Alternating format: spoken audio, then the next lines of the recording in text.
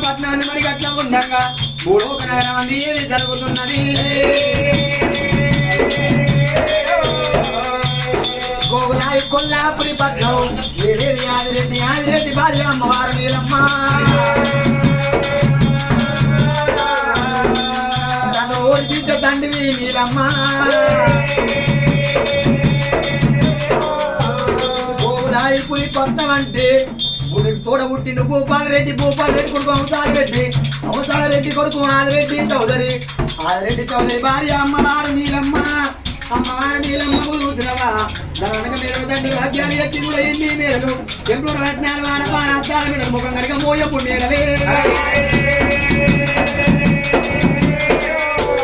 ఏంటంటే పిండి వెలుగుతుంది బంగారం అంటే మాత్రమే వెలుగుతుంది కానీ అంటారా వరాల అవతల ఎకరం భూమి లేకున్నా ఇవన్న ఇల్లు లేకున్నా ఆడవిళ్లకు సంఘ సాటు ఉంటే శంకరము లేదాట అమ్మవారు నీలమ్మ కొడుకు లేకపోయే బిడ్డలు లేకపోయే